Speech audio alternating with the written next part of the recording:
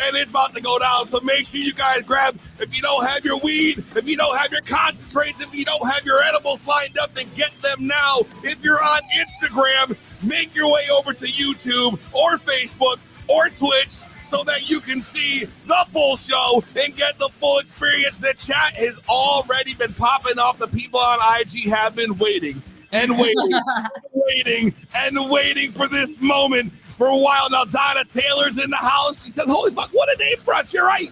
What a day. Huge guests lined up. Horny Gnome Bar in the house. Lucy Roman in the house. And of course, Chelsea, Peter Happy, Who Dat Buds, The Garden, Heel Shit Design, Boob Spotter.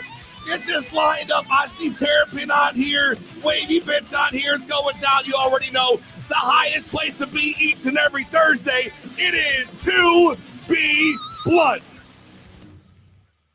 Woo! I'm all fired up now.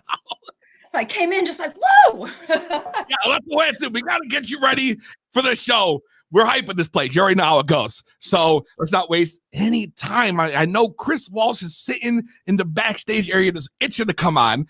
But before we do that, we got to do my favorite part of the show and yours, the ceremonial lighting of the blunt. Always got to come first. We have in this loaded King Palm. Shout out King Palm. We have some Mylar OG from Rexy, of course. You already know Mylar OG, which is meat breath, one of my favorite strains, crossed with run. So you already know this is gas. Gas. Let's light that shit.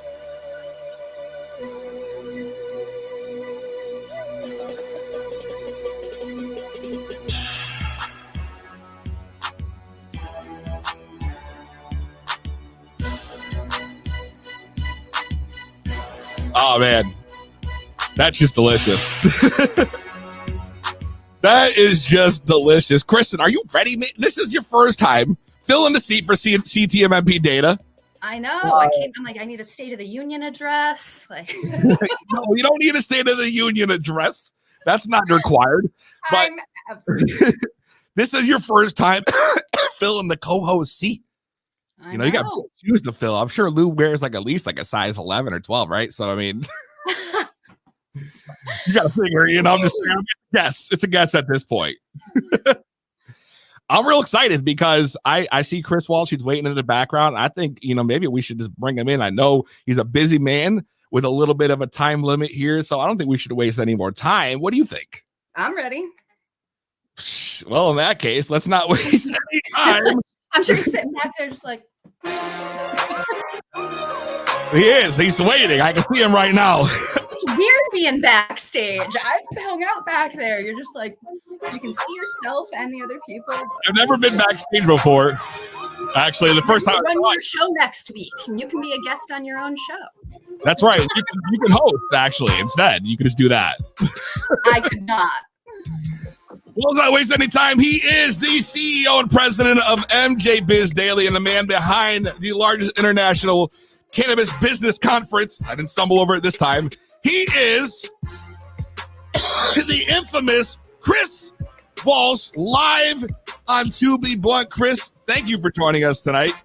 Man, you got me all pumped up. Your intro video is awesome. Maybe you should make one for MJBizCon for us. Oh, I would love to talk more about that. We can discuss off air, of course, but I do appreciate it. I was like shadow boxing. I was ready to roll. It's almost like you're getting ready for WrestleMania. Yeah, you're like, all right. That's what happens backstage, Kristen. I know. It's an interesting place to be backstage. You get to see all the stuff that's going down. You know what I mean? So I'm glad that I could pump you up and get you ready for this interview. MJBizCon going down November 15th through the 18th, Las Vegas Convention Center. Huge, if not the biggest international event. I got to say, I'm super pumped. I'm actually going to be coming to the event this year. First time. Awesome. So I'm super pumped up. I'm rolling with PodConX, my man Dan. So we're going to be showing up heavy. The whole network's coming in, and we're going to be doing walking around and doing some interviews and whatnot. So we're really pumped. It's my first time. I got to tell you, man, it's a little overwhelming. Yeah, You it can know? be. And realize when we held our first conference in 2012 in a former Masonic lodge in Denver, because that's all that would take us. I'm We had about 400 people and 30 booths. This year will be 1,400 booths and about 35,000 people. So that's how big this industry is. And yeah, it can be a little overwhelming, but we've taken some steps to ease that up a little. 35,000 people in one location over 3 days is a lot. It's a lot. And the place is huge, 320,000 square feet. I mean, they say it's the size of 6 football fields. I'm just wondering if I should be wearing some really good walking shoes. You need, I would recommend like 2 pairs of shoes at least. And that's what we tell all our staff too. Like, to walk around the whole expo floor will likely take you, if you wanted to see everything, even if you were just walking the whole time, will take you hours. Hours? Take you hours, yes. Oh my gosh. So I probably shouldn't be wearing my Crocs then. Crocs are comfortable. I've actually never worn Crocs, so he has a whole fight about his Crocs. So many people not experiencing the world of Crocs. I still don't understand. I am a firm believer they are the best thing you can put on your feet. I'll have to try them. I made it all these years without trying them. I'm kind of like riding that record. All right. That makes sense. I want to get a little background about you, Chris. I want to know a little more about you. When did you get into cannabis? Yeah, I was a mainstream journalist, business journalist working for newspapers. And in 2011, this industry had cropped up in Colorado, in Denver, where I'm from. And, there were more Starbucks in Denver there were more dispensaries than Starbucks, which had happened in less than a 2-year period since the first one came up. So the co-founders of MJBiz just saw an opportunity to serve the industry and hired me to help launch it. And we just started writing about news and analysis for business people, for professionals, for people that want to get into the industry, and then layered on market research data and all these boring terms. And then we started hosting professional conferences and trade shows, and really bringing the whole industry together. And can't tell you how many people have come up and said they were able to get in the industry because of something that happened to them at MJBizCon, a person they met, something they learned. So, you do business for a reason. Hopefully it's not just money.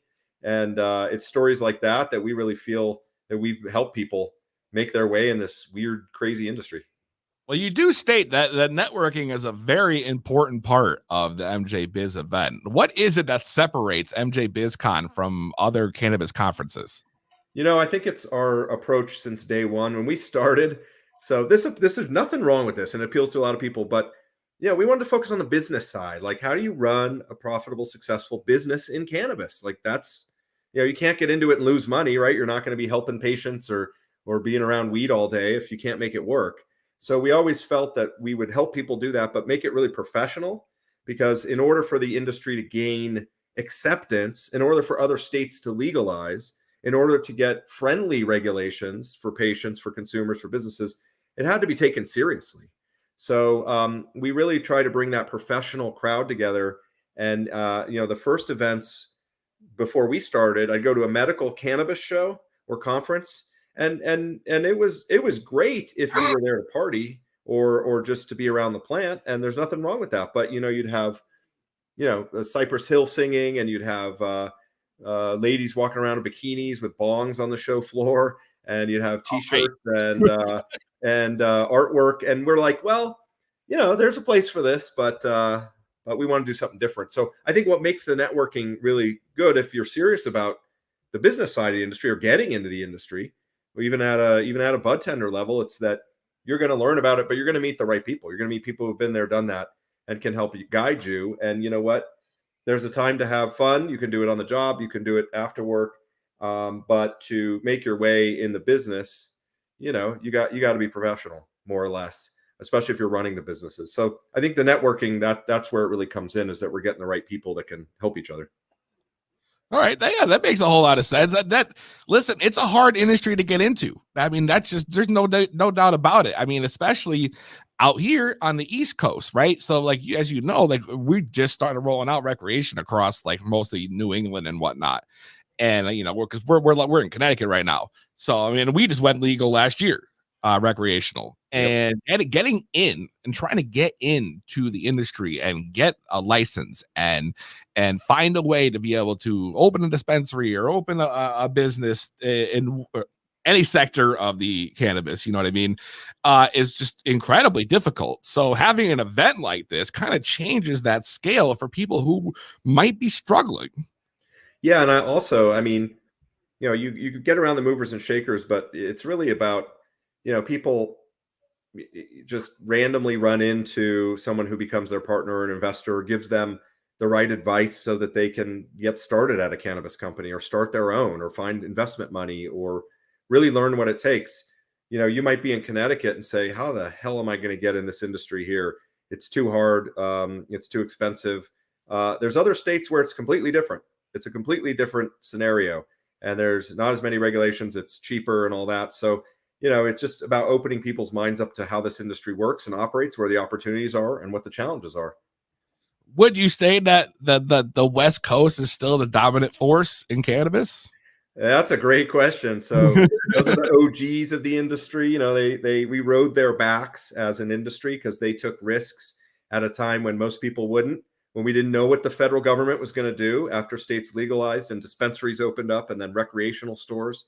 So they didn't know. They could have, a lot of them got raided and shut down, and all their weed seized, right? I mean, they took a lot of risks, and that was the capital for a long time. California's a mess right now in the cannabis industry. The regulations are terrible. The taxes are high. Businesses are having trouble just making it day to day. So is what you're seeing day to day. And you're seeing the mature markets like Colorado, Washington, Oregon, they're starting to stagnate and decline. What I love about where the East Coast is going is they're doing it completely different. The western side of the country evolved just kind of piecemeal over time, and the eastern states are just putting a different structure in place. And there's benefits and drawbacks to both ways. So I don't want to just say, oh, the East Coast has it all figured out. It's more expensive. It's harder. A lot of the people getting involved there come from mainstream industries and have access to capital and stuff. But I think that, a lot of the focus now is on the East Coast. You got New York, New Jersey are big ones. Now you got Connecticut. Like, you've got some big population centers, some influential states that have legalized. So I like how it's almost a tale of two sides of the industry. It's interesting you say that about California, because a few years ago, and I just want to quote you on this, you actually had said that California is the next gold rush. Do you still believe that? Look at you digging up bad quotes from the back in the day that I made. Hey man, listen, I might never said that. Like, the big crazy man at the beginning of the show, but I'll tell you right now, I do my homework, and I did read a lot of your interviews. I've been following up with you and MJBizCon, especially since I found out I was going to be attending. So I mean, I'm really trying to get as much info as I can. So like, yes, you did quote that, saying that California was a gold rush, but now I'm hearing you now that you sounds like your tone might be changing on that topic. No, actually, see, I'm going to dig my way out of this pretty easily. It was the gold rush. It was the gold rush. Everyone was, flocking. I mean, California legalizing recreational, biggest market already. Lots of opportunities, all the influence, all the money there, and it kind of turned out like the gold rush. That's the part I didn't get to say back then. But no, there was a gold rush, and everyone went there, and there was money to be made, or at least the promise of it. But the state has just not proceeded with the regulations in a sustainable way. And again, the taxation's too high. And the biggest issue, which I was also saying back then, though, was how are they going to crack down on the illicit market, which is the only way the legal market will work. And so California, it's very entrenched there. So what happens is all these companies that cropped up and are paying the fees, they're putting in security systems, they're meeting the regulations, doing things by the book, not getting the federal taxes, are at a huge disadvantage to the still thriving illicit market of people that aren't doing that. So it's a very bad situation for the people trying to be in the above ground market. So yeah, it was a gold rush for a while. Some companies made money, a lot aren't now because there was a saturation in some cases, but it's a lot of it has to do with the regulations not evolving to become business friendly. Awesome. Yeah, I mean, that's a great answer. it really is just kind of a toss up, and seeing how the East Coast is kind of evolving and going in this direction of recreational more and more and more. Do you think there's a possibility that we might see an MJBizCon over on the East Coast? You know, you never know. We used to have a spring show. We had it in New Orleans for all. We moved around. We had one in DC, Chicago, and then we had it in New Orleans for a while. But no, I mean, it is becoming another epicenter of the cannabis industry in the country, and so you never know where we'll go. But we get a lot of people from the East Coast at our show in Vegas, obviously. But no, it's very influential now, and you know, especially as New York comes into play. I think that was a game changer for sure. Yeah, New York has the potential to be such a huge market.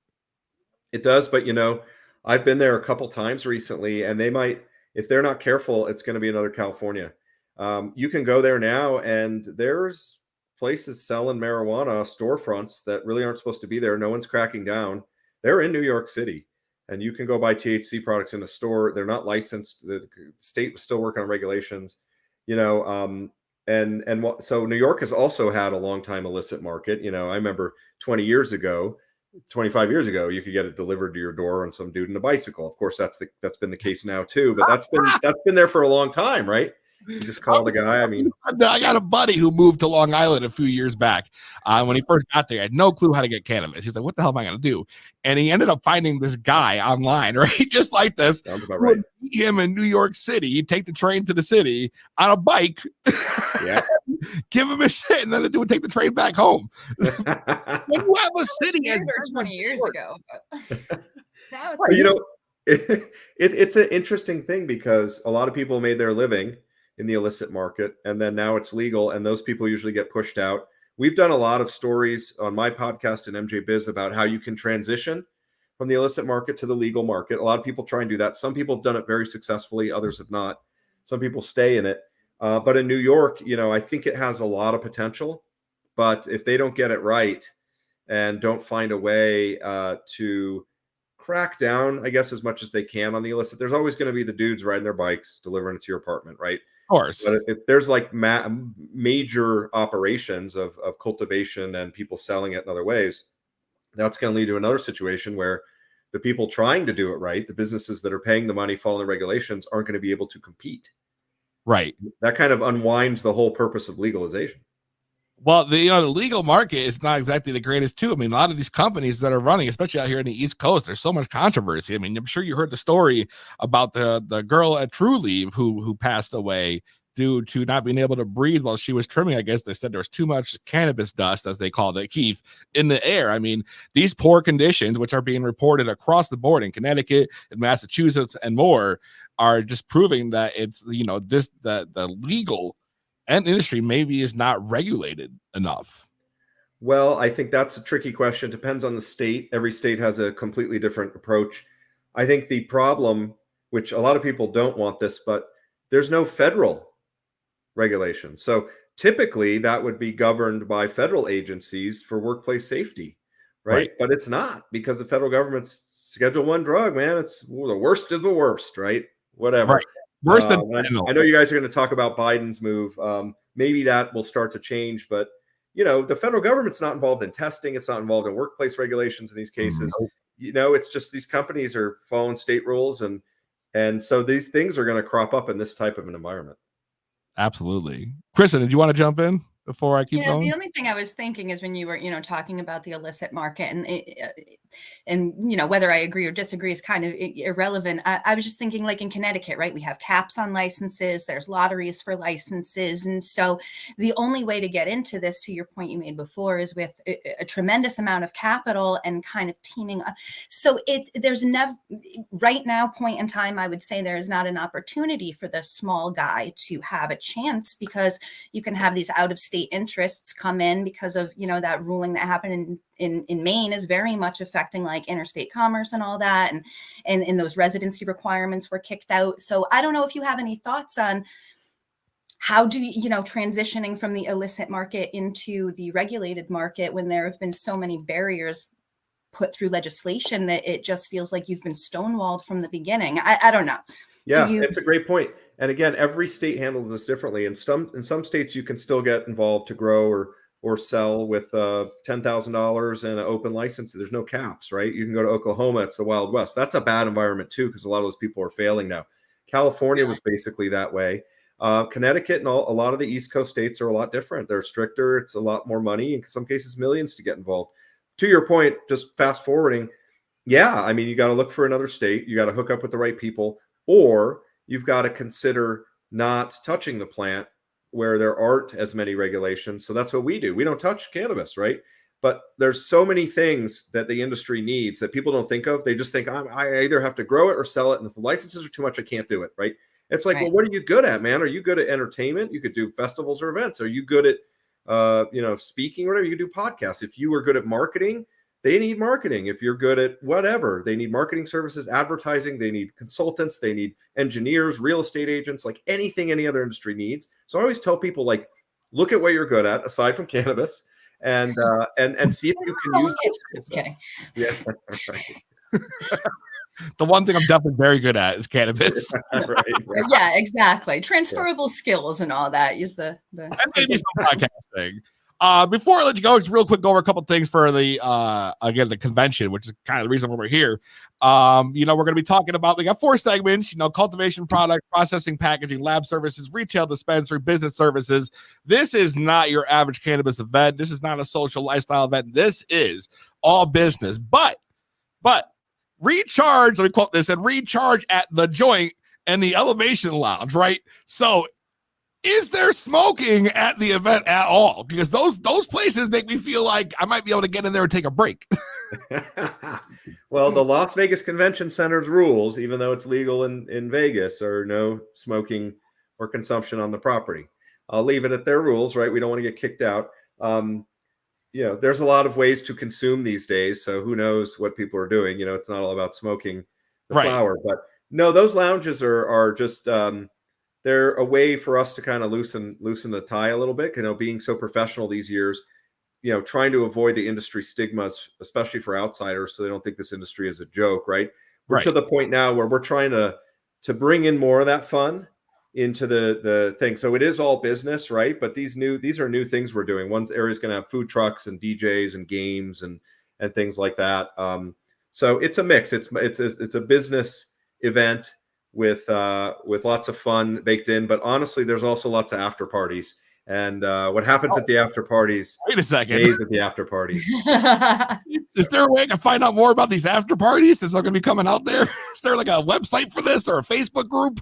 Yeah, we listed on MJBizConference.com, where we'll have a list up of a lot of the affiliated parties that are going on. You'll hear about a lot of them too. I mean, it's a major attraction. There's 10 things every night all around town. Hell yeah, I can't wait. So one last thing before I let you go, I know you have to go. You guys have known to be having all kinds of special guests and celebrities show up at the event. Is there any big surprises planned that maybe you can give us a hint about, or is everything real hush-hush right now? Everything's kind of hush-hush. I mean, as part of our speaking lineup, we have, luminaries from the industry. We have Burner as a keynote, famous for lots of things, rapping, and now he has one of the biggest brands in the industry. We've got Rhonda Coleman. She was the founder of Boston Harbor Distillery. Sam Adams coming in to talk about, similarities with beer. But in terms of other celebrities, man, there's always celebrities that come.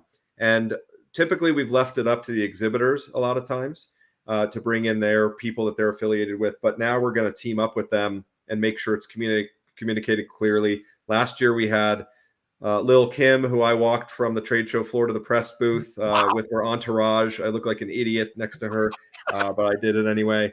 We've had Mike Tyson's, on the show floor. Like there's Kevin Smith. Like there would be celebrities popping all over the place. Oh, I can't wait. Well, listen, I really appreciate you coming on the show tonight. I don't want to keep you too long. I know you have to go.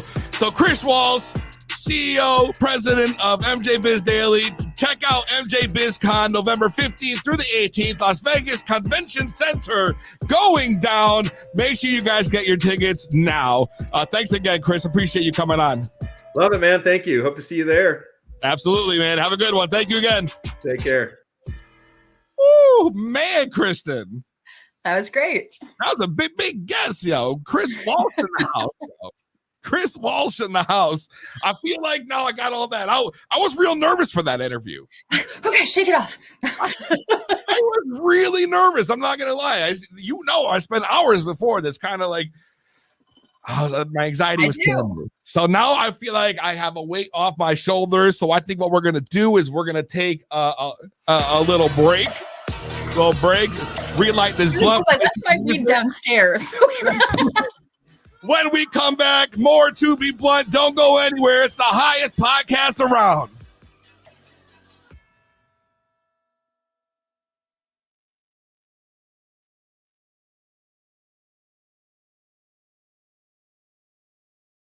Tap, tap in. If you got match, bitch, better tap in.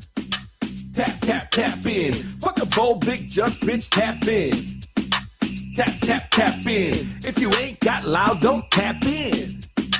Tap, tap, tap. I got an oversized bag. I don't mean to brag. I can't help it, I'm just oozing all this swag. Rolling zigzags, popping these tags. Smoking with me will leave you waving white flags. Get high, rapper, you can try to keep up. You so high, now your heart speeds up. Walking with me will leave you doing push-ups. Sipping that purple stuff out of double cup. Burning on the FaceTime, man, I do this full time. You gon' wish it's halftime.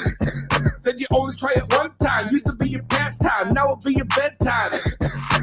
Everybody thinks they can smoke me out. Nope. I won't never quit, you can't tap me out. Nope. I know what you're about, you just want this clout. Bitch. Roll another bitch, watch me cause a fucking drought line. Little big sack, bitch, tap in. Tap, tap, tap in. If you got match, bitch, better tap in. Tap, tap, tap in. Fuck a bold, big jump, bitch, tap in. Tap, tap, tap in. If you ain't got loud, don't tap in. Tap, tap, if you tap ain't in. got balls, then bitch tap out. I tap in cause I can and you tapping for the clout. I don't smoke weed, but my presence is potent. My name in their mouth, yeah, that's why they choking. Hey yo, Peezy, everybody be like, yo, she think she it. I'm that 187 rapper killing bitches when I spit. If you wanna witness one of the greatest, one of the realest, no need to look further cause yes, I'm one of the illest. Label one of the hottest, I'm the GOAT in my city. So don't you ever disrespect me, don't do that. Don't let my looks fool you. My boys will run through you like a round of applause. Get clap, clap, clap. Yeah, I'm cute in the face and I'm slim in the waist. Second to no one, bro, I'm always winning the race. Mention my name in the streets, they gon' say she crazy. I'm psychotic on the mic, but you could call me lady. Little blunt, big sack, bitch, tap in. Tap, tap, tap in. If you got match, bitch, better tap in. Tap, tap, tap in. Fuck a bold, big jumps, bitch, tap in. Tap, tap, tap in. If you ain't got loud, don't tap in. Tap, tap, tap in.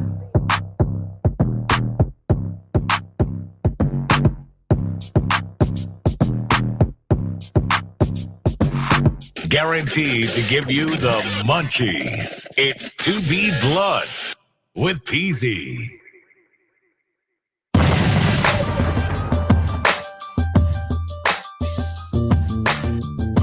To Be Blunt, you already know we are back. Yo, shout out Dervin Dillon for the nice compliment. Donna Taylor, of course, in the house. That fucking rock, she already knows. Her spelling is impeccable, by the way. I love it. Yeah, you already know what it's like when Donna Taylor's in the house, Chris. And I mean, she always turns it up. Like fun is fun. I gotta tell you, she sent me a message, right, the other day. I'm not gonna lie. I would really like to read it, actually, on air. Hope she doesn't mind. Like, I hope she doesn't mind. Here I go. I hope she doesn't mind because I was laughing so fucking hard when she sent it.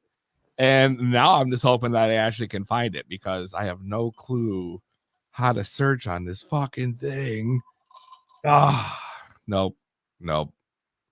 I can't. It's too much work.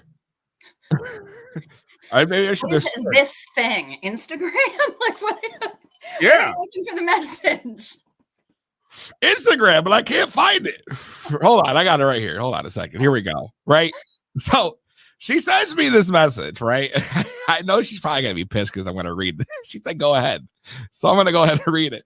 Yo, so she says, hey brother, how you doing? I am in no way at all trying to be disrespectful, right? Disrespectful, but I can't accept the seeds prize. Now, here I am thinking, who wouldn't want a set of seeds, right? Regardless, it's free seeds, good genetics. She won them fair and square. She finally won a game. finally won a game, right? And she goes, I will be honest with you. When I said I don't know shit about fuck, I really meant that. Bruce from Ozark. I honestly don't have any time to devote to a proper grow. She said, oh man. I love her even more for that. I don't know shit about fuck either as far as growing is concerned. I wouldn't know what to do with it. I really don't know shit about fuck. I was like, God, because she literally says that all the time. She like underwhelms herself. She doesn't realize she's got this potential. So she's always like, I don't know shit about fuck. That's a funny line. I'm sure you can figure it out though. And you have some homegrown guests like Audi was on, and then Garden Botanical, I think, the week before. So you know, we can learn. What? So she I can't keep a cactus alive personally, but we could learn. She donated the seeds back to the show. She said, you know, give away to somebody else. So maybe next week we'll do a big giveaway or something. You know, never know. Never know. So Donna Taylor, though, I mean, I just took the win, but then also took the loss at the same time. It's never first time it's ever happened where a prize was donated back to the show. I was like, really? Okay. I don't understand. Oh man, you know, she's too fucking funny. Yeah. Let me ask you a question though. Like this is I'm gonna keep it real with you, right? I'm gonna ask you a question. I want you to be honest with me. What is your feeling about bugs? Are you asking me or Donna? No, I'm asking you. My feeling about bugs? Yeah, right. I want to know. This is totally unrelated. I'm changing topics here. Changing topics. Let's go a little deeper, you know. Let me just start ready. The highest motherfucking podcast around. To be blunt, with Peezy. All right, now we're changing topics here. I know. I'm all over the place. I'm stoned. I have a story. I gotta ask you. Okay. What's your stance on bugs? Do you like bugs? Do you not like bugs? No, I do not like bugs. If they are outside, I will not murder it in its own habitat. If it's in my house, it's game on, bitch. That's my feeling about bugs. So I also do not like bugs. I freak out. I look like a little wussy when I see bugs around me. I literally will throw a whole tantrum and freak out, right? This is fucking bullshit. All right. Now I got a brand new car, right? And I have no fucking clue what it is about this goddamn thing. But for whatever reason, that fucking vehicle is just like an attraction for bugs. You would think I had one of those zapper things installed inside the car. No lie. Let me tell you why. Twice this week. I'm on lunch at work. First, I get attacked. 2 bees, not 1, 2 bees. I got my windows cracked. I'm trying to smoke. 2 bees fly into my car, right? No fucking lie. This is no bullshit. Now I'm sitting there, bowl in hand, lighter in hand, 2 bees come right in. They're right in front of my face, hovering, bzzz, like right over my, and I'm like, oh my God, I can't move. They're like literally like inches. And I don't know what to do. So I roll the window down. I roll both windows down to the front, all the way down. They don't leave, yo. They go, they literally, I'm swatting at the window. What do? They go around my head, around the back of the seat, and they come back around. And they keep doing this. I literally had to get out of my car, like a little pussy, yo. I had to get the fuck out and run out from my car, run around the other side, open the fucking window, right? And now I'm like outside the car trying to open all the back windows. I got the trunk open. This is no bullshit. And finally I got out. And then wait, it gets better. Now, 2 days later, I'm in my car. I'm doing the same thing. I'm smoking the weed. Maybe the weed's the thing here that we should be thinking about as a common denominator. I'm sitting there, I'm chilling, and then all of a sudden, 2 fucking flies fly in my car. These 2 fucking flies come in, land on the dash, and they just sitting there. Now, I got it. Only thing next to me I have is this little parking ticket I got from like one of the fairs I went to that's sitting in like, you know, that place where you store all your shit in your car, you know, that one little like shelf or whatever underneath the glove box, you know, how to store everything in there. Yeah. So 2 flies. Now I got this little card, the size of a business card. I'm like this. I'm trying to slap and what happened? The fucking flies would not leave. 2 flies. Yo, these flies literally flew out of my car, then came back in again. Now, me, again, freaked out. I had to get out of my car. I'm making a big scene in the parking lot. Everybody can see me. Now, not even 2 days later, I'm talking the next day. I get home from work. My window's down. I pull in the driveway. I put the fucking car in park. As soon as I put it in park, this giant ass mosquito that was like this with the big long lanky legs and the big fucking wings and shit flies up in my car right in front of my face in the driver's window. Comes in, flies towards the passenger window, comes back towards me, starts hovering around my windshield, and then lands on the dash. Now, at this time, I actually happen to have like an envelope because I just got the mail. So I'm swatting at this thing, swatting at it. This thing, I swear to God, went and dove down the windshield and plugged its ass in between the dashboard and the window. It plugged itself. It just literally flew right in there and it stuck itself. All I can see is one little bottom of its leg sticking out. And I'm like, hold on a second. All right. I go. Die down there. I swear to God, I go and I grab a paper towel. Like, I'm going to fucking pluck this thing right out of there. And I'm going to throw it out of the goddamn car. So I get out of the car. I go to the garage. I grab my paper towel. I come back out to the car. I open it. It's not there. It's not there. Where is it? Sitting on the dash again. Sitting on the dash. And I go to reach for it, and the fucking thing flies out, and it flies at me. So now I'm running from my car back to the garage, like hustling for no goddamn reason. That was not, no, it was not like this big. It was literally the size it was the size of a tennis ball.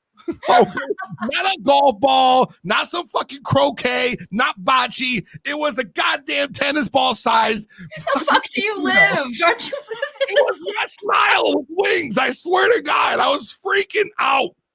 I don't know what to do. I want to throw the car back. I want to go back to the dealership and like, did you guys like spray the inside with some bug attractor? Is this like a rib or a joke? Y'all pranking me? Because 3 times this week, like Donna said, I had to hot box with bugs. Hot box with bugs. No fucking shit. So you're gonna lose your mind when a praying mantis gets in your car. Those things make eye contact. I swear to God, if a praying mantis gets in my car, I'm done. I'm selling that bitch. I'm putting it on Craigslist that night. If a big ass fucking, you know what? Those fuckers just like look into your soul. The males they bite their heads off. That's not gonna be me. Oh no. No. I'm sorry, but there's. I just jinxed you. Tomorrow morning's gonna be rough, dude, and I'm sorry. Dude, I swear to God, if I jump in my car tomorrow and there's a full ass giant praying mantis, I'm done. I'm calling Uber. I'm doing Uber from now on. Like I just can't. I'm messing with their whole life, so I've got a good one. So there was a spider in my bathroom, and I was like, "Fuck this thing! I can't." It was kind of big. It had like a bubbly-ish body. I don't know, like the breeds of spiders. So I swatted this thing with a shoe and it exploded into what looked like a million other little miniature spiders. So yeah, wolf spiders, I guess, carry a sack of babies on their back. And when you smack them, it explodes fucking baby spiders. So I didn't just have one spider. I had like hundreds of little. Nah. Dude, in the house. Nah. No.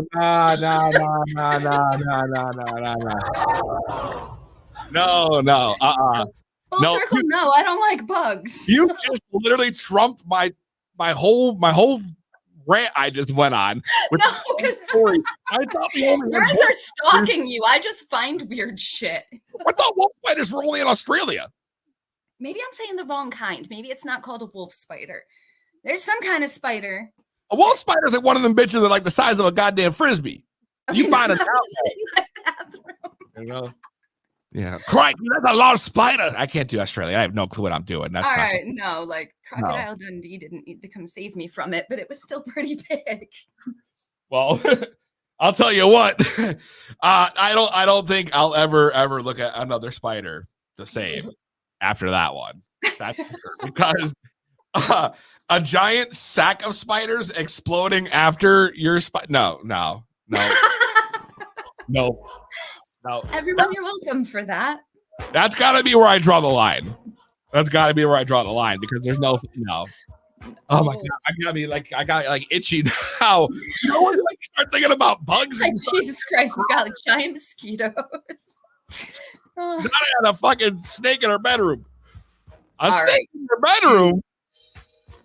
Feel free to call and tell me that story. I got to hear that story. Snake in the bedroom? What? Lucy says they can feel your frequency. Just leave the windows open a crack and they'll find their way out. No, I don't got time to wait for them to find their way out. All right, no. If they're attracted to my frequency, they're not going anywhere. All right, and mosquitoes eat me alive. That's why my bougie ass don't go camping. All right, because I could be literally in a crowd full of people around the fire, and I'll be the only one with 13 bites on my legs because these things think I'm like an Italian sweet sausage, and they attack me. Right? They attack me. I can't do fucking bugs. I hate Italian sweet sausage. Nice analogy. Like, what else could it be? My Italian olive one. It's gotta be that. It tastes like a sweet sausage. Maybe I'm spicy. I don't know, but they love it. They love it. I hate it. It's like oh my god. We got a phone call. To be blunt, what's your name? Where you calling from? It's Donna Taylor. What are you doing? Yes, it's motherfucking Donna Taylor. Yeah, I've stepped on them spiders before too and had 111 everywhere. That's horrible. You seen the spiders? We're gonna mess this one Yeah, up. they are wolf spiders. Yeah, they a bunch of other ones do it too, but wolf spiders are. I thought known wolf for that. spiders were just an Thank you so much for this. Okay. No, they're here too. They sure are. Who that bud says there literally are wolf spiders in CT. In my bathroom last year, In apparently. your bathroom last year. What did you do, by the way, after like that whole thing? Like when they exploded? Like what was like? How did you get rid of them? Oh god. Like a couple days later, I had like a bug person come and deal with it, but point in time I attacked it with a bottle of Febreze. I'm actually embarrassed at this answer. I didn't know what to do, so I just sprayed chemicals at All it. of them? They were everywhere. Donna, you got a fucking snake in your bedroom? Yes, I live out here in the fucking country, and I've got a creek behind my house, and we've got water moccasins and such back there. And I was sitting, it was actually before one of your podcasts, and I was getting everything set up, and out of the corner of my eye, I seen a head, and I thought, a fucking mouse. Oh my God. I walked over there like I had sense. No, it was a water moccasin behind my fucking TV. A water moccasin? Aren't those dangerous? Yeah, well, yes, they are. They sure are. Oh my God, Donna, what did you do? Well, he was about 2 foot long, maybe a little bit longer. I didn't know what I was going to do, so I run on my front porch to my fucking grill and grabbed them big ass tongs. No, the fuck you did not. I damn sure did. That's kind of badass. So you went at this thing with a pair of tongs? Snatched that sucker up. Ooh. I dropped him going out my back door, so I had to snatch him up again before my dog got him. Oh, Jesus. I got a video on my page on TikTok of it after I threw him out the door. Send me the video. I'll post it on our story for the podcast. I'd love to see that. I don't know if I would have been able to do it. Damn, it was Donna, a long motherfucker. You a badass. I just said that was very badass. It's like I told me last week, and I had a possum in my fucking living room. Lucy said, "Oh, it's amazing." What did you do about that? What the fuck I'm gonna do? Donna, oh my God, I can't. You can't. I can just picture you now that I've seen your face on the show so many times, walking up to that thing with fucking grill tongs. It was something. Grill tongs, trying to catch the most venomous snake, a water moccasin. You know what, you son of a bitch? I have shit to do. Just like snapping. We got a podcast. What the fuck are you doing? Hell yeah. Peezy's waiting for me. Honey, grab the tongs. Grab the tongs. Them motherfuckers stay in my bedroom now too, by God. The tongs? You keep the tongs at bedside while you sleep? You damn right I do. You never can tell. I'm in the country, honey. it's smart, but like, oh my god, that's kind of badass. Yeah. I mean, you gotta do what you gotta do. And what the fuck you do? You got tongs and a 38 at bedside? I do. I sure do. You are gangster as fuck, Donna. Gangster as fuck. This, oh my God. I'm just old and tired of putting up shit, you know? So let me ask you a question. Have you ever tried to shoot a pest that was in your house? What is the reason the 38's on the nightstand? It's really what I'm questioning right now. You know, the Because I country. don't trust any motherfucker. She said. ETA, bitch, don't trust nobody. So that one's not for the Oh, snakes. hell, I had my neighbors kick my door in because they was on meth and everything else. So, bitch, got to be prepared for anything. Kind of what? Yeah. My door facing is still busted. You had meth heads kick your door down? I sure did. Oh my God. did. You literally are in the backwoods of Tennessee. Like, this is a moonshiner It's shit. It's fun here. Fun? I don't know. You got water moccasins on your TV and meth heads kicking in your door. I mean, that doesn't sound like fun, Donna. We got our own weird That's shit here. I can't imagine, like, meth heads kicking down my door. No wonder why you got a 38. We might as well get a double barrel. Yeah. That's right. Just help the ante. Well, I had a sawed-off double barrel, and the law said I didn't need that, so they took it from me. They said I didn't need that. Okay. Can you listen, Donna? Listen. If you imagine I'm showing up like, hey, so we hear you got like a sawed-off shotgun in here. What would be the reason why you need that? Meth heads. Exactly. I'm not Pretty solid answer. That's how they took it. I was gonna kill my nephew, but they said no. Let's don't do that. I really love how you're telling this story too. Like, you know, when they said maybe I shouldn't do that.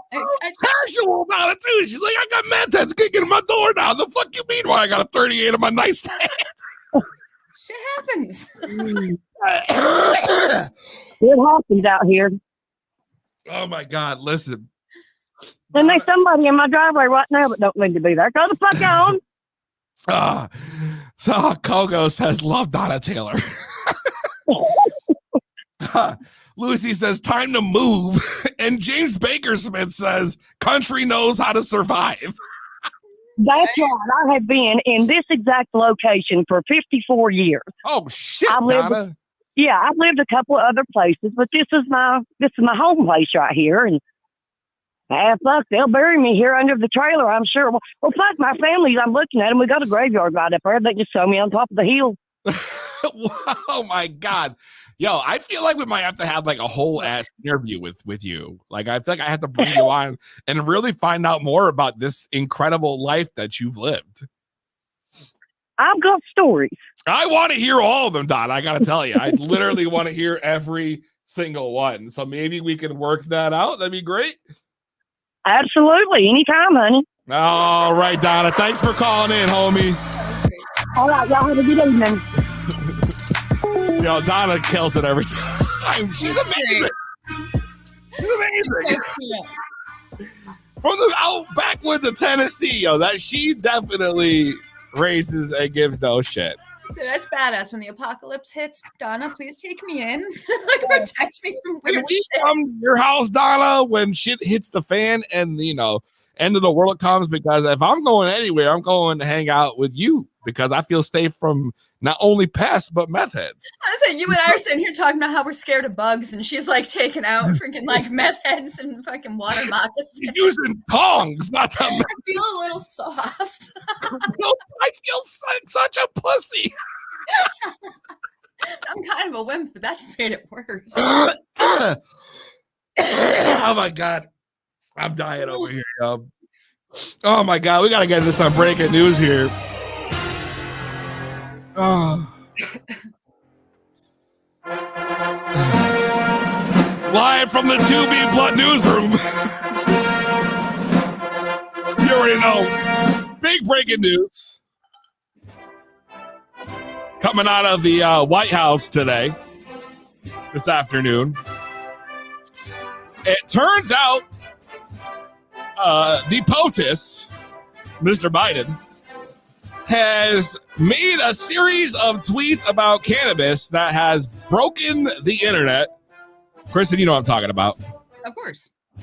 I just want to kind of go through and read these tweets real quick before we talk about this. So let me just explain it in the background too, because this sounds like real fucking presidential right now. So I feel like I should probably, really make this like I was Joe Biden. So Joe Biden says, POTUS on Twitter, as I've said before, no one should be in jail just for using or possessing marijuana. Today, I'm taking steps to end our failed approach. Allow me to lay them out, which he then follows with a series of tweets. And for whatever reason, I can't see them. So, fuck. Well, please, as your co-host. Why is this happening? I don't know. Approach. Allow me to lay them. Wow. All right. So this isn't working out. Kristen, do you have the tweets in front of you? Do I have what in front of me? The tweets? Yeah. All right. Could you maybe not make me feel like any more of an idiot and do this for me? Because clearly I'm struggling. Yeah, as soon as I can. Hold on. I got you. Stealing his co-host quick. All right. Yes, I'm ready. I mean, do you want me to like read it exactly as he did? No. You just read the tweet. All right. So the first, as I've said before, no one should be in jail just for using or possessing marijuana. Today, I'm taking steps to end our failed approach. Allow me to lay them out. First, lay them out now. First, I'm pardoning all prior federal offenses of simple marijuana possession. There are thousands of people who were previously convicted of simple possession who may be denied employment, housing, or educational opportunities as a result. My pardon will remove this burden. We'll take that. We'll take it. Second, I'm calling on governors to pardon simple state marijuana possession offenses. Just as no one should be in federal prison solely for possessing, no one should be in a local jail or state prison for that reason either. I'll take that, but I don't know. I feel like they should just, federally legalize it. But go ahead. Okay. Third, we classify marijuana at this. Well, hang on. We classify marijuana at the same level as heroin and more serious than fentanyl. It makes no sense. I'm asking, who the hell did he tag? Secretary Becerra and the Attorney General to initiate the process of reviewing how it is scheduled under federal law. He phrased that funny, but he was just saying how it's currently classified. Okay. And then he said, sending people to jail for possessing marijuana has upended too many lives for conduct that is legal in many states. That's before you address the clear racial disparities around prosecution and conviction. Today, we begin to right these wrongs. I think Today that's all. we begin to right these wrongs. And that honestly had broken at the moment, the internet. Twitter started going nuts. There were so many people on there just going crazy. And then he went ahead and released a whole ass video talking about it too, which is honestly just as amazing, if I may. I think I can. For president, no one. Oh. As I said when I ran for president, no one should be in jail just for using or possessing marijuana. It's already legal in many states. And criminal records for marijuana possession have led to needless barriers to employment. Is this exactly what he tweeted too, by the way? Pretty close. Why even release the video after you just released like 6 tweets on this shit on top of it? Different forums, you know what I mean? You gotta like get out for the different Democrats. No one should be in jail just for using or possessing marijuana. At that point, I agree. And listen, I'm just saying, it's about time. Whatever the reasons behind it might be, and trust me, the Instagram got a little spicy. If you recall in the chat when we posted about this, there were a lot of people who were not maybe happy with it or called it a ploy to get votes. Listen, I'm going to tell you that I don't really give a shit, because at this point, a win for cannabis is so needed right now, especially in a time when the industry appears to be struggling. Right, this is a big win. He's gonna literally pardon federal criminals who have simple marijuana charges. That is huge, Kristen. Huge. Absolutely. Yeah, no, absolutely. I think First of all, some of what the comments were it's not enough or it's not what he campaigned on. I mean, not exactly, no. But as far as pandering for votes, I mean, he's not on the ballot. So I'm not so dumb as to not believe that like what he does will impact people down ballot, but like he's not running. So that's like what's kind of sure he's not running? Huh? He's like not right running? now this year? No, it's midterms. Oh, so what? Everyone, they're really trying hard though. I mean, they're really trying. Yeah. Well, I mean, but whatever. I'm stoked that this happened. I think it's great. I think that there are issues like the simple cannabis, that like simple term was kind of tough because I don't know, anybody that's been arrested or even known someone, they'll throw a ton of charges at you at once. So a lot of times you're not getting just a cannabis charge. You're getting other charges on top of that. So it's not a simple cannabis charge anymore. And then there's not a great database that shows once you're in the prison system, what you were in there for necessarily. Like there's no like intra-prison Google that someone can go into. So it's going to be very challenging. Maybe at the federal level, it might be more simple, but this will be a challenging task and I don't even know who will take this on, whether it's attorneys or states offices but it's fabulous. But it will be, it will be challenging to execute. Of course, and that's the problems that have happened over time.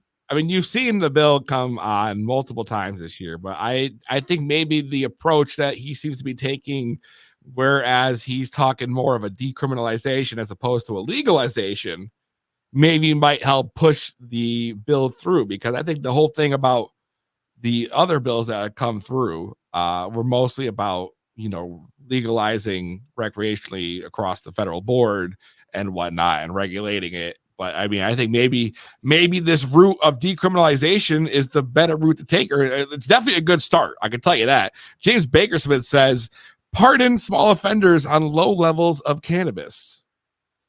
Now, I would imagine that would have to be left up to the states, right? I mean, to the best of my understanding, this was one of the biggest mass presidential pardons in history. So it is huge because he's pardoning people. I think like it would just affect almost DC at this point, down to the state levels. That's where that part about working with like state governors. So like, for example, that was part of Connecticut's piece anyway, that we were going to be expunged. So to some degree it's yes, I guess it is state level, but I believe it should be broader. It would have to be codified for that to happen, right? But still, I mean, it's definitely doable though. 100%. I mean, there's nothing that's not doable, and crazy things have gone through.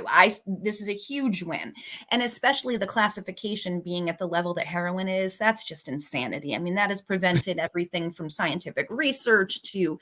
So that's just like that. That's the one thing that madness, like the most, though, in my opinion. I think the thing that I would look forward to the most, if they were to really pursue this, like they're saying, is the ability for more testing, to loosen the restrictions so that we can test cannabis and find out what else it can do other than what we know, which is already it's a miracle drug. It's not a drug, it's a miracle plant. Pardon me, that's incorrect. Yes, miracle plant. You know what I mean? So to me, like that's the most exciting part, is what else could we do with this plant, other than the uses of hemp, you know what I mean? But like just I think there could be so much more untapped that we don't know. You know what I mean?